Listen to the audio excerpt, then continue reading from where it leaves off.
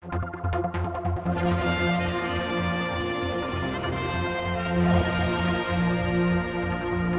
on another bitterly cold day, we've actually come out to see Mr. Gawne at his house, and you yourself were cut off a fair bit of time, I understand.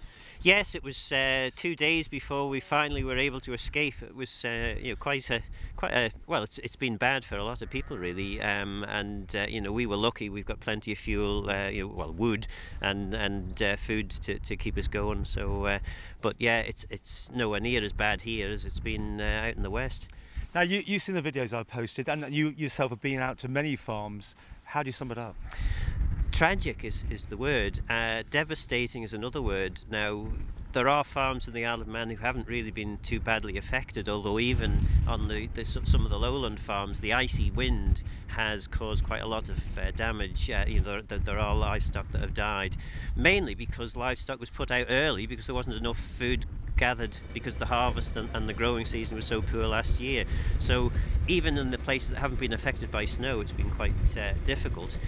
But in terms of the areas that have had the major snow landing on them, we're looking at quite a bit of devastation in that part of the livestock sector. And of course, the farmers have sort of looked to you now for support, help. What can you do? Well, we've already done 3-4 things. We've set up the emergency helpline, which has been well used and it is still available. The number is 685844. Farmers who need help, please do ring that number. Let us know what sort of help you need. We've also had loads of volunteers ringing that number as well, which has been very helpful. The other things we've done, we've got the countryside care money, which would have been paid out towards the end of April. That's been paid out last week, which again I think is a very positive thing. That means the farmers have got money in their pockets so they can actually spend a bit extra now while they need it. We've managed to work with the Department of Infrastructure on the collection of fallen stock. They've worked over the whole of the weekend to make sure that they're available when they're needed.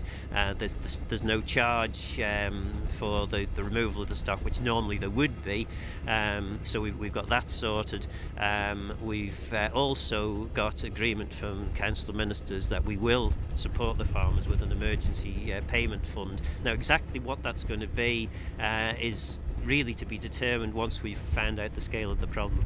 Well, I mean, that's it then. So you're going to sit down with the council ministers and find the best way forward, but are you looking for people to input into that? Absolutely. Well, actually, I'm going to sit down with farmers, with representatives of the farming community, and I should say the Manx National Farmers Union and the department have worked as closely as I can ever remember during the last week or so, trying to help farmers, trying to help people actually get out of the terrible, tragic circumstances they've been in.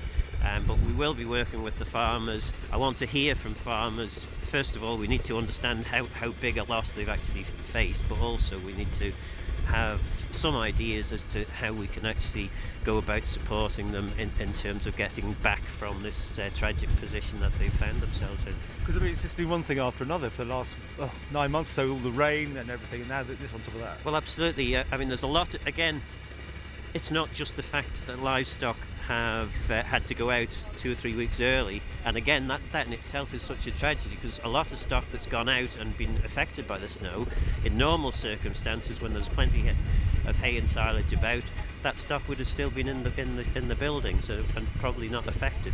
So that's tragic in itself. But again, because it was such a poor year, a lot of the stock was in a poorer condition. There hasn't been as much grass about. The grass that's been there has been of poorer quality, so they haven't put on as much condition over the course of last year. So it's just added to the problem. And then you're getting this sort of an event, 1 in 50 year sort of snow event. It's really tragic. So how fast will you be moving? Well, again, there's a danger of drowning people with help, so we've got to be careful that we don't overdo things too early on. And also, I think in terms of working out what the scheme's going to look like, we need to understand the scale of the problem to actually understand what the solution is going to be. So I don't want to sort of rush into coming up with an emergency payment scheme, which seems like a good idea now, which maybe 2 or 3 weeks' time won't actually deliver what we need. But again, the emergency helpline is there. It's 685844. farmers should ring that number if they need any help at all. They shouldn't feel too proud to ask for help. We're here to help.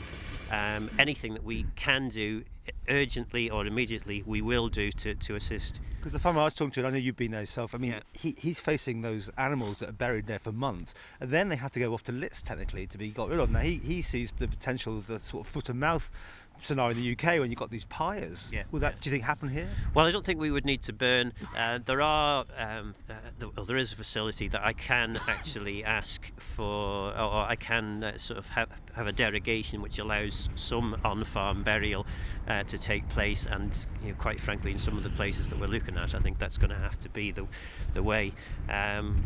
So yeah, that again is something that if farmers are in sort of remote areas or areas that's going to be difficult to get livestock out of, or dead stock as it will be now, then again they should contact the department, and we will be as sympathetic as we can be to try and find practical solutions for them.